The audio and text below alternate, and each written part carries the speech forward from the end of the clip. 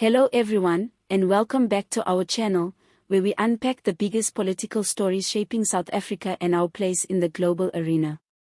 If you're new here, make sure to hit that like button, subscribe, and click the notification bell so you never miss a moment of insight and analysis.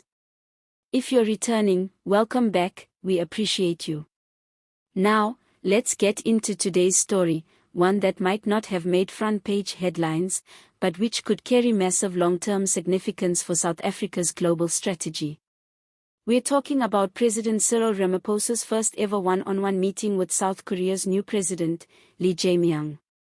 It happened quietly on the sidelines of the 2025 G7 summit held in Kananaskis, Canada, a scenic mountain resort, yes, but also the stage for some of the world's most consequential political negotiations. This meeting didn't get the kind of media noise you'd expect from a high-level bilateral, but don't let the silence fool you. This was a serious diplomatic engagement that signals South Africa's increasing interest in diversifying its strategic partnerships beyond the usual suspects like China, the EU, or the US. Let's unpack what happened and why it matters. The 2025 G7 summit, already significant in its own right, brought together the globe's most industrialized democracies to grapple with major global crises: climate change, AI governance, international security, trade imbalances, and geopolitical conflicts. But Ramaphosa's sideline diplomacy, particularly with President Lee, showed South Africa's determination to push its own agenda even amid the roar of bigger powers. Now, this was the first formal meeting between Ramaphosa and President Jae-myung, who himself is seen as a progressive and ambitious leader aiming to modernize South Korea's economy and expand its global footprint. What's interesting is how aligned their goals appeared during this meeting. Both leaders focused on areas of real opportunity, not just for diplomacy, but for practical cooperation. First, they discussed expanding trade and investment. South Korea is one of the world's top economies. It's home to tech giants like Samsung, LG, and Hyundai, and South Africa, with its abundant minerals, manufacturing capacity, and growing middle class, is a natural partner. Ramaphosa sees South Korea not just as an investor, but as a bridge into Asia's fast-moving economy. In return, South Korea sees South Africa as a gateway into the African continent, a region full of untapped markets and critical resources. Then came technology and innovation. Here's where things could get interesting. South Korea is a global leader in 5G technology, smart manufacturing, semiconductors, and green tech. Ramaphosa reportedly pushed for cooperation on digital infrastructure, cybersecurity frameworks, and tech transfer partnerships, moves that could help accelerate South Africa's sluggish tech ecosystem, boost youth employment, and open up new industries for the fourth industrial revolution. But perhaps the most urgent issue the two leaders touched on was clean energy. South Africa is still heavily reliant on coal, and Eskom remains a national headache.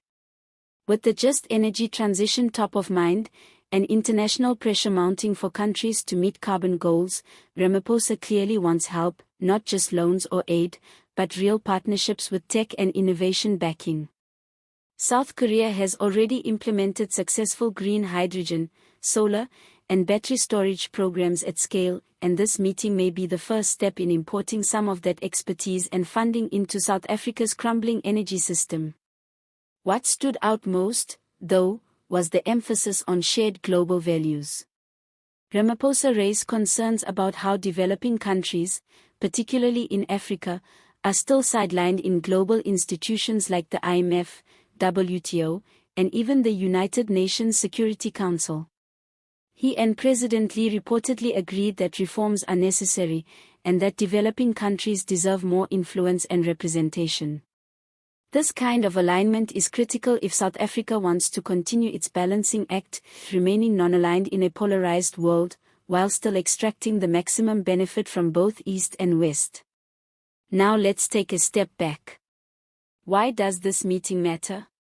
Why should ordinary South Africans care? Because this is about positioning. While Zuma-era foreign policy tilted heavily toward China and Russia under the BRICS framework, Ramaphosa has adopted a more diversified approach. He's not abandoning BRICS, not by a long shot, but he is making quiet inroads with countries like South Korea, Japan, and even Germany and Canada, to ensure South Africa isn't caught flat-footed if the global order shifts again. And let's be honest, in this volatile world of tech wars, climate threats, and economic instability, hedging your bets diplomatically is just smart politics. Also, the fact that this meeting happened on the sidelines of the G7 summit is symbolic. South Africa was one of only a handful of non-G7 countries invited.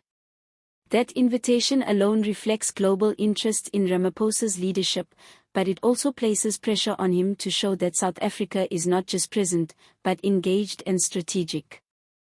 Meetings like this reinforce the idea that South Africa is still a diplomatic heavyweight in the global south. And here's something you might have missed: this meeting also marks 31 years of diplomatic relations between South Africa and South Korea. That's 3 decades of cooperation, but not nearly enough integration in terms of investment, trade, and knowledge exchange. This new chapter, initiated by Lee and Ramaphosa, could deepen that bond in tangible ways, from scholarships for South African students in Korean universities, to joint ventures between South African mines and Korean tech manufacturers. Before we wrap up, it's worth noting that both presidents agreed to follow up this meeting with ministerial-level talks and business forums, suggesting that the handshake in Canada was just the start.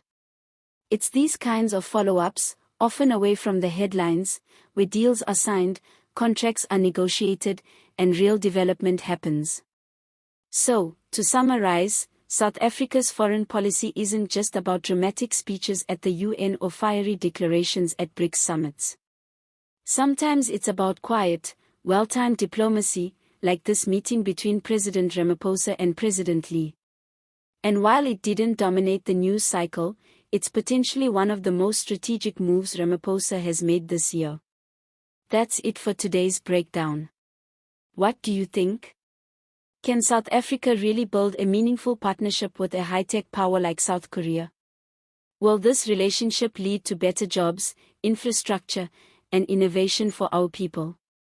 Or is this just another symbolic handshake with no real follow-through? Let us know your thoughts in the comments below. Don't forget to like this video if you found it informative, and please subscribe for more long-form, deep-dive political content from right here at home and around the world. See you next time.